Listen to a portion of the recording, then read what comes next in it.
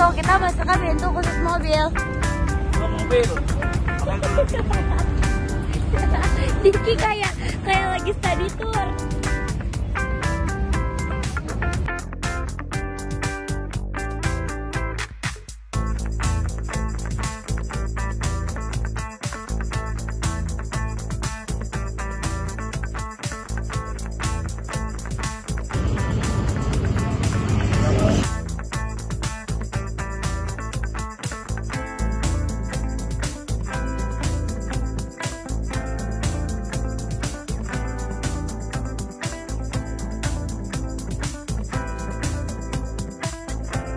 Kita mau beli tiket.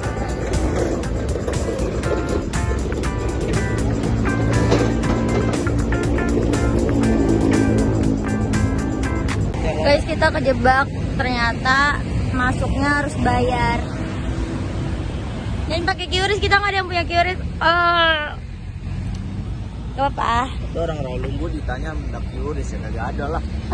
Orang Rawalumbu tuh 1000-an uangnya. Kampung.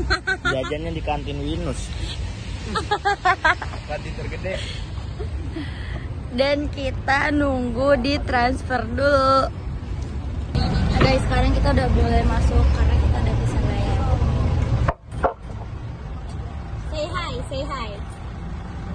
Tuh kan, ngevlog males banget. Parido mereka nggak mau ngevlog.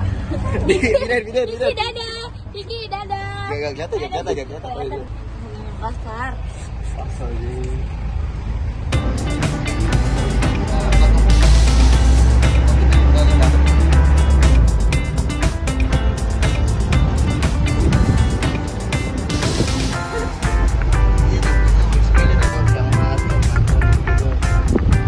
Jadi tadi kita udah ngelewatin apa? Tuh lu nggak mau ngomong. Gak bisa. Kita tadi udah ngelewatin apa, Diki?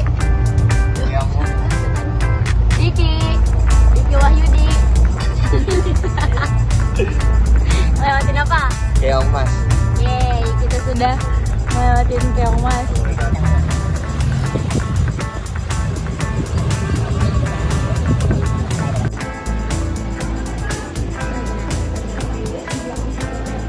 Ini banyak alat musik guys.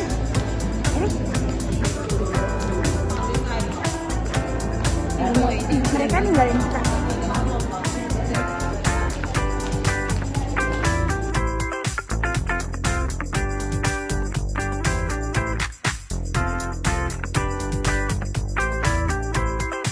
Halo semuanya, jadi hari ini kita mau menelusuri Museum Indonesia. Guys. Dari kelompok 3. Jadi silahkan masuk. Ya yuk guys, langsung saja kita masuk ke dalam video pembelajaran Museum Indonesia ini ya.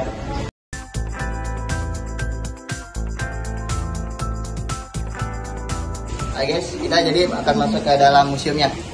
Ayo ikutin. Ini ada peraturan dan kita lagi mau registrasi. Kita disuruh login email.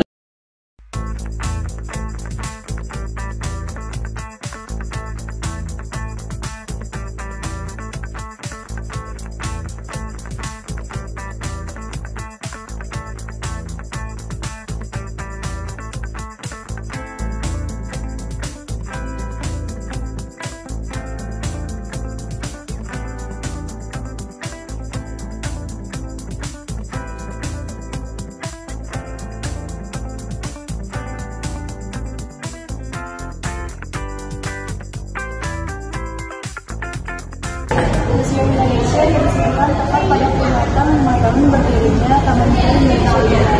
Museum pada tahun 1980.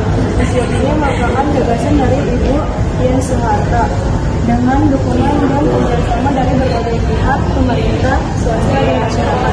Pada saat itu, Ibu Negara mengimbau dan menggerakkan masyarakat agar menyerahkan berbagai benda-benda budaya unggulan dari semua daerah untuk menjadi koleksi Museum Indonesia. Sejarah peradaban bangsa dan Bhinneka Tunggal Ika.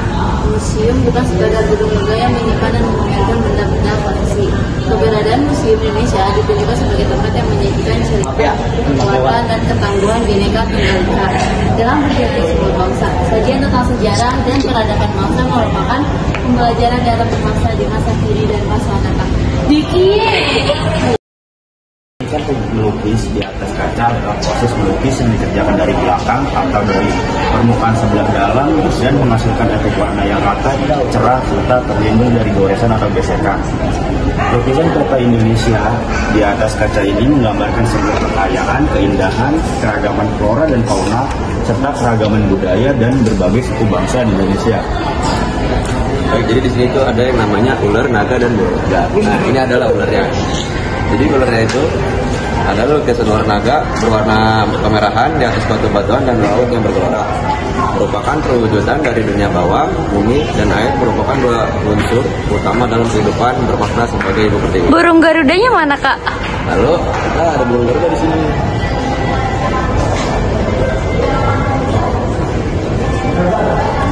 Jadi di sini tuh namanya adalah burung garuda. Nah, burung garuda ini adalah lukisan yang melayang di bagian atas berwarna putih di antara awan dan naga. Merupakan perwujudan dunia atas, udara, cahaya, dan unsur melengkapi kehidupan lain, melambangkan bapak angkasa. Yeay. Ini ada peta dari Museum Indonesia. Next kita bakal jelajah yang lain, guys. Di sini banyak banget materi-materi yang bisa kita pelajarin. Ini kayak ada wayang-wayang khas. Kayak yang kita tahu, wayang itu khas dari Jawa Barat. Ini namanya wayang Bima. Yang ini ada patung Cili.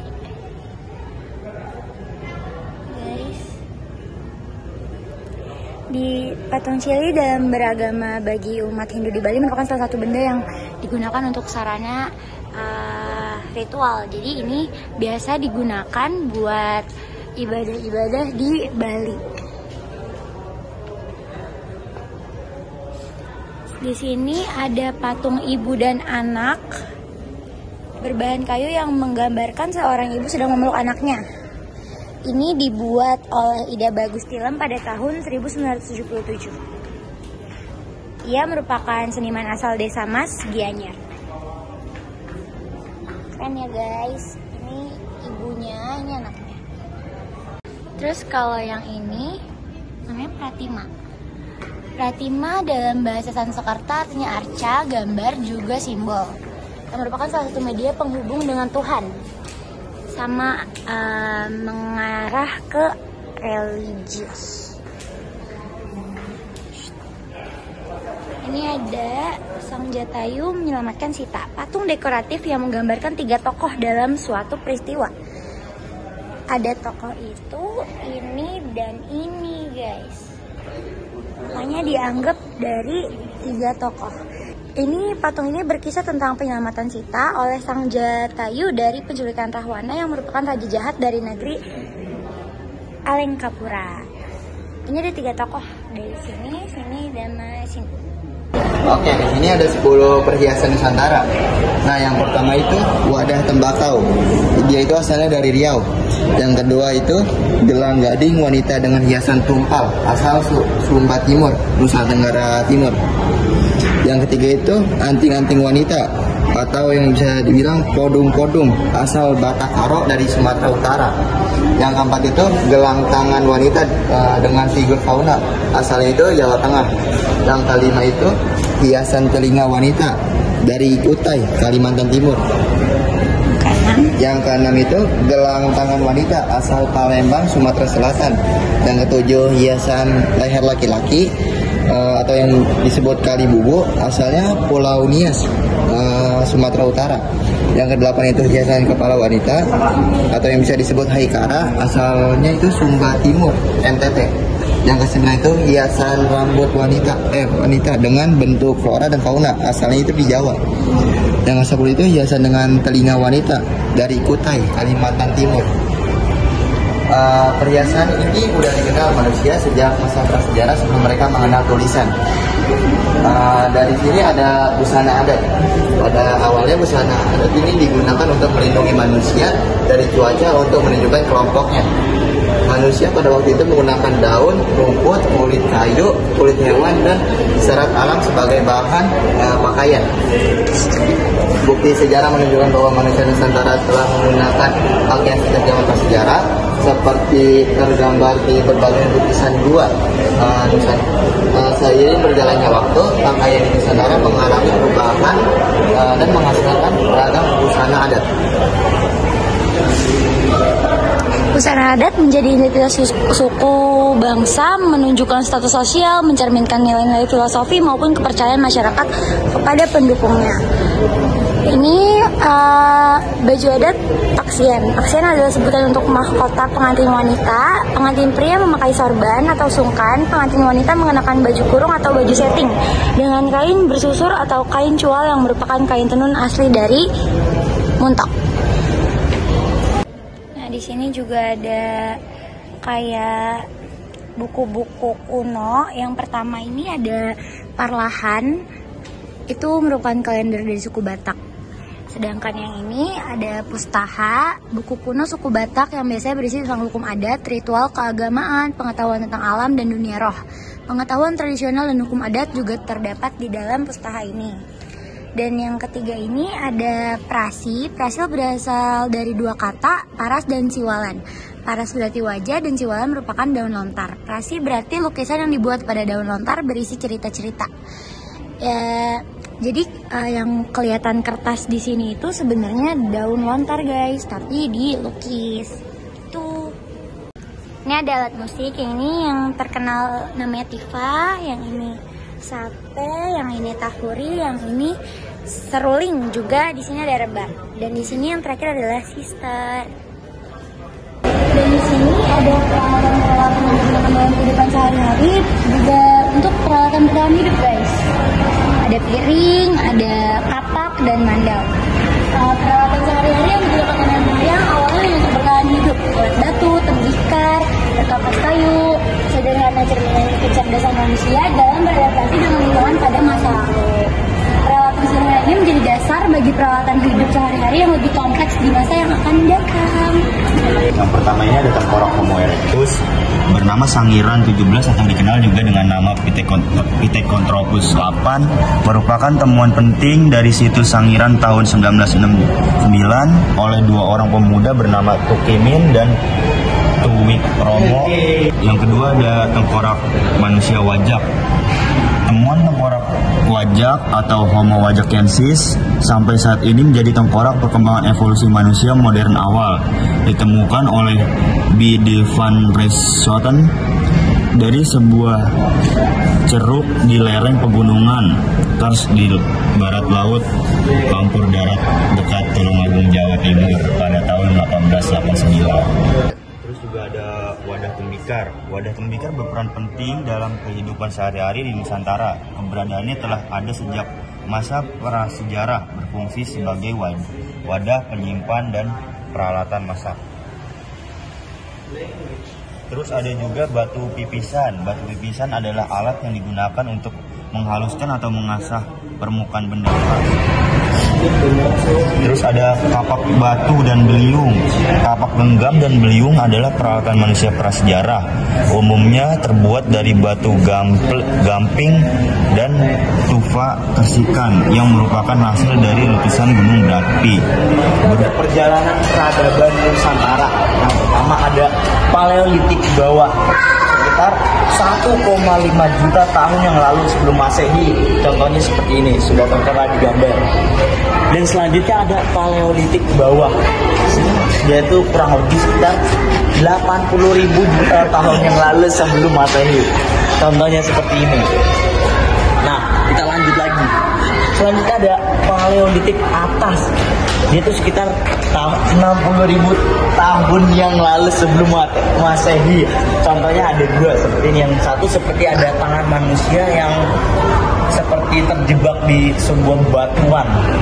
Nah, selanjutnya ada akhir zaman es, yaitu Preneolitik sekitar 12.000 tahun yang lalu sebelum Masehi. Contohnya seperti ini, kurang lebih seperti mirip lah kayak batu-batu kayak Paleolitik. Selanjutnya ada Neolitik, yaitu kedatangan Mongoloid ke Austronesia. Kurang lebih gambarnya seperti ini. Yang ini seperti kendi, yang ini seperti batu. Nah, selanjutnya ada Neolitik, sekitar 4.000 tahun yang lalu sebelum Masehi, yaitu kedatangan Mongoloid Austroasiatik. Gambarnya seperti ini, seperti kendi tapi yang dia terbuka sekali gitu ya. Dan yang ini seperti keripik citato, yang ini contoh, yang ini mirip kayak daging beef.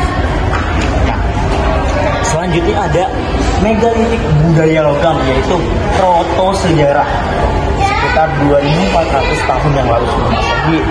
Contohnya seperti emoji di WA ya, emoji di WA yang emot batu itu, emot batu, seperti gambar motor Vario 160. Selanjutnya pengaruh Hindu Buddha. Nah, jadi dulu di Indonesia itu ada pengaruh Hindu Buddha sekitar 500 Masehi, yaitu masih awal-awal lah. Gambarnya seperti ini, dan ini sepertinya ada 2 orang penjajah ya, yaitu penjajah Indonesia adalah Belanda kurang lebih, tapi kita mohon maaf tidak tahu. Selanjutnya ada pengaruh Islam sekitar 1300 Masehi. Nah, seperti ini, dia tuh seperti toleransi sekali ya dari umat beragama yang lain. Selanjutnya ada pengaruh kolonialisme Barat. Nah, ini penjajah kita sesungguhnya itu Belanda, itu ada di gedung kesenian Jakarta. Nah, ini tuh dulu zaman kolonialisme Belanda, di waktu Indonesia dijajah sama negara Belanda. Selanjutnya kemerdekaan Indonesia tahun 1945. Nah, seperti ini Insinyur Soekarno sedang membacakan sebuah proklamasi kemerdekaan. Nah, sekarang nih di era globalisasi, contohnya seperti ini ya, ini kurang lebih itu bundaran Tamrin, makanya macet. Makanya di Indonesia itu emang macet ya, karena itu rakyat Indonesia tuh suka yang macet-macetan, nggak mau yang simple, yang nggak ribet, tapi dia tuh mau yang nggak simple, yang macet gitulah. Makanya penduduk Indonesia sangatlah banyak jadi terjadinya seperti macetan.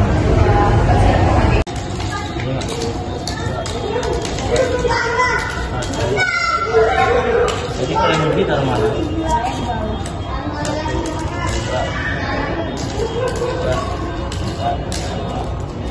Terus taruh bawah ini. Taruh bawah. Hilang dari tidur dari 1, 2, 3, 4.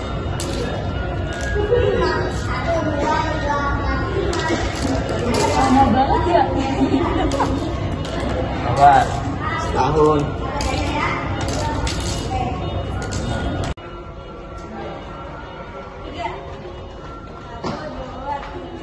Kalau benar maju 3 kotak 2 tambah 1 3 lah.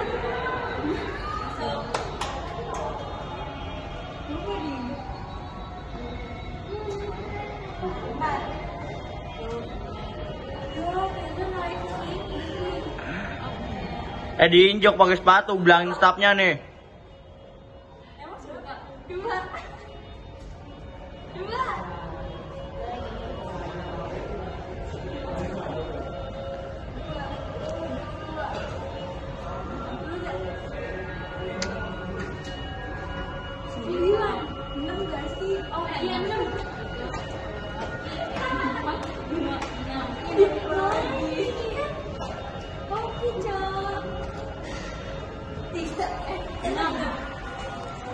Wih, kejahe. Lihat mukanya. Ngapain?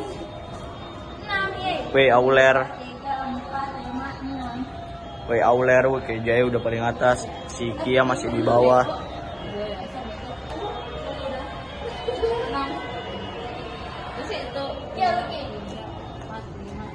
Ya, ular. Ada ruangan yang biasanya topeng-topeng yang ada di Nusantara. Topeng-topeng yang ada di Nusantara merupakan salah satu karya seni juga kekayaan yang ada di budaya Indonesia nih guys. Sini banyak banget topeng yang ada di ruangan ini.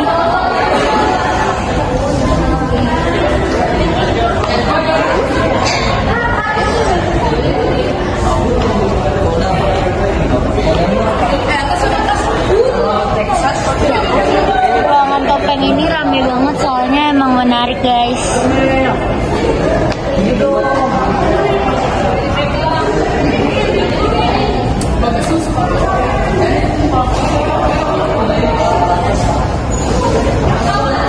Di sini kita bisa melihat ada beberapa macam kain tenun kesenian Indonesia. Dan di sini juga banyak terdapat alat yang bisa kita lihat untuk menenun kain.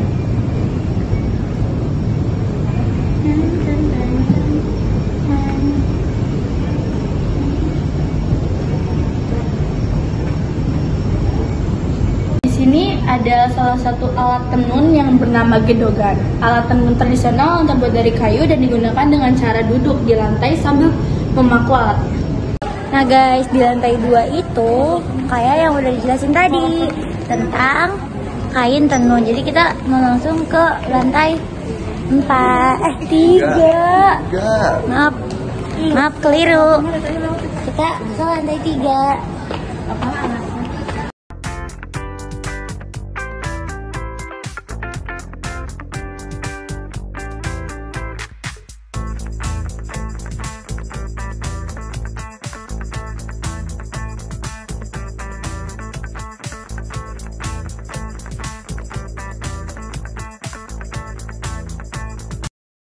Jadi di sini ada pohon hayat. Pohon hayat itu maksudnya sangat memberi kehidupan bagi umat manusia. Pohon hayat atau bisa juga dikenal sebutan Tree of Life atau pohon kehidupan. Nama tersebut diberikan karena hayat memiliki arti hidup atau kehidupan, sehingga pohon hayat sendiri memiliki arti yang dapat memberikan kehidupan bagi umat manusia. Pohon hayat merupakan simbol dari perwujudan alam semesta yang di dalamnya terkandung unsur udara, air, tanah, angin, dan api.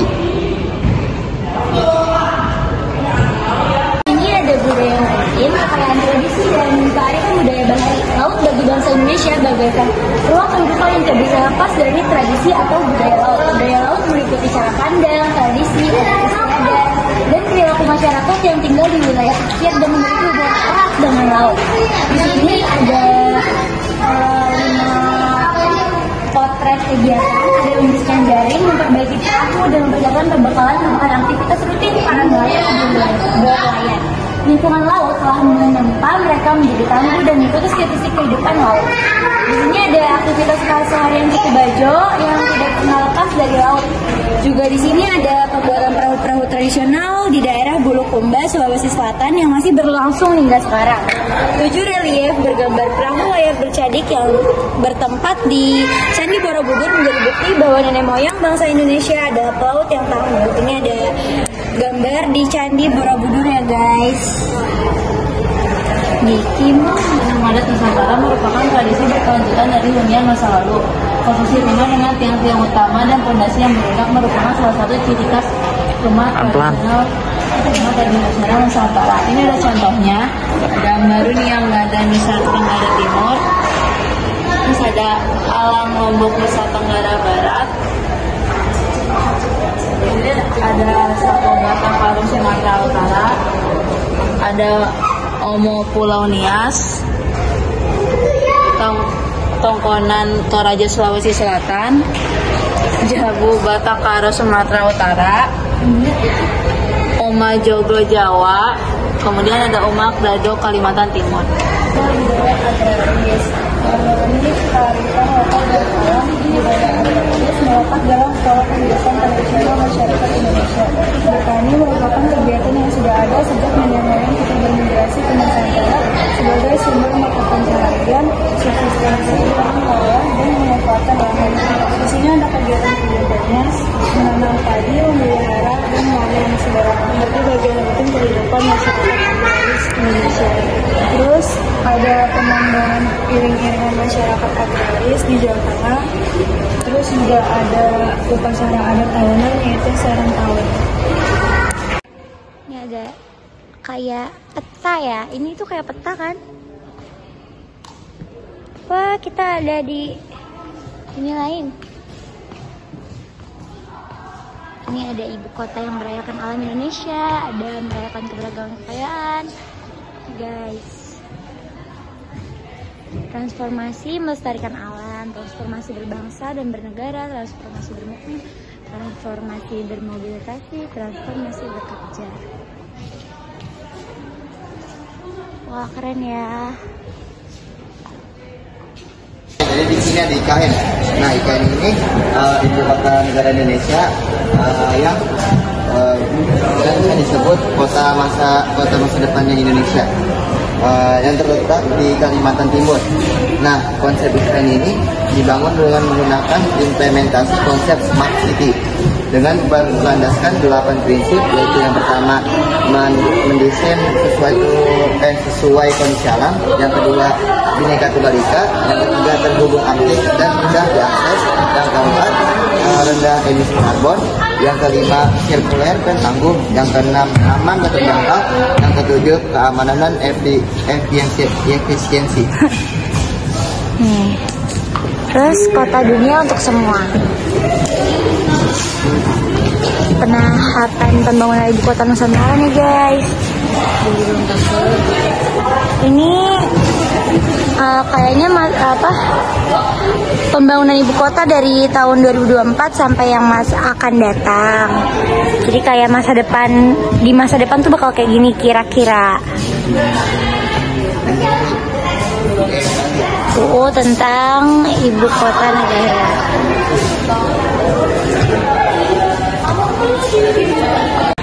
Jadi ini ranting-ranting atau batang pohon yang ditebang secara sembarangan.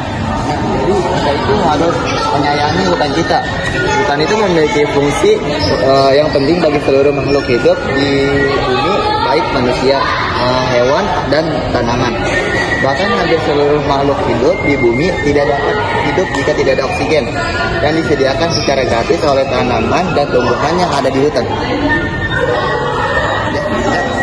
Hai guys, jadi kita sudah selesai nge-review 3 lantai di Museum Indonesia. Jadi sekarang kita mau turun ke bawah untuk nanya pengunjung dan staff yang ada di sini.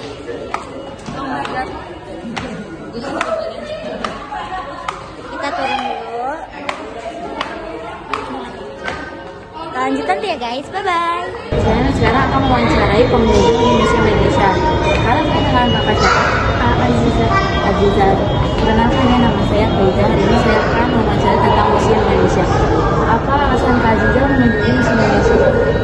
Jadi aku kesini karena dari kelasan aku pada kesini. Juga penasaran sih. Menurut Kakak bagaimana sih koleksi-koleksi di sini? Koleksi di sini bagus, terus kayak menarik banget. Soalnya kayak berbagai bentuknya tuh macam-macam gitu. Koleksi di sini ada yang favorit Kakak nggak sih? Yang Kakak paling suka gitu? Ada di lantai itu. Koleksi apa? Itu yang pohon. Oh iya. Pohon hayat. Menurut Kakak ada tiket dengan fasilitas di sini sebanding nggak sih? Sebanding, soalnya bagus banget. Dari fasilitasnya ya bagus banget. Kakak tahu Museum Indonesia ini dari mana sih? Dari internet sih. Ini aku mau nanya, apa yang membedakan museum ini dari museum lain? Museum Indonesia ini karena terletak di paling depan di pintu utama ya, dan dia gedungnya salah satu yang tertua juga. Dia sudah berdiri sejak tahun 1980 dan ini lumayan gede ya dibandingin museum lain. Ini kita ada 3 lantai juga. Mungkin itu yang bisa ngebedain dari museum lain. Yang kedua, ada nggak terlihat atau program edukasi yang bisa diikuti pengunjung? Kita ada, setiap rombongan kita bisa ini edukator, begitu, bukan tour guide tapi edukator. Jadi misalkan pihak rombongan ingin ada yang nge-guide selama berada di dalam, kita bisa menyediakan edukator. Yang ketiga, apa saja peraturan yang perlu diperhatikan saat mengunjungi museum? Peraturan ini sih. Oke. Yang itu jarang makan dan minum dan tidak menggunakan flash selama mendokumentasi. Oke. Pertanyaan yang terakhir, bagaimana cara museum ini memperoleh dan menyimpan artefak sejarah? Kita ada yang namanya kurator, dia salah satu yang membersihkan dan menata semua koleksi yang ada di sini. Oke, makasih ya kak. Makasih ya kak. Nah guys, sekarang kita apa? Oh iya. Itu udah disediain gitu tempatnya. Oh iya, bayar ya? Ini ada shopnya gitu guys. Kayak tokonya gitu, tapi kita nggak mau masuk karena kita nggak beli. Tadi udah. Kita keluar deh, selesai. Halo guys, jadi perjalanan kita hari ini sudah selesai. Sampai jumpa lain waktu. See you next time. Bye bye. Maaf ya kalau ada salah kata. Assalamualaikum. Assalamualaikum warahmatullahi wabarakatuh. Kita proses pulang. Ini buat ke LRT. Kita harus lagi LRT. Nah kita sekarang udah turun dari mobil. Kita mau. Ini. Oh iya. Olahraga. Si Diki nih Pak Rido pengennya eskalator mulu. Apa? Mau pakai ini. Iya. Ada badut guys, ada badut. Halo. Enggak, diajak-ajak ke sana. Sekarang kita udah di LRT dan kita mau naik LRT dan kita mau pulang.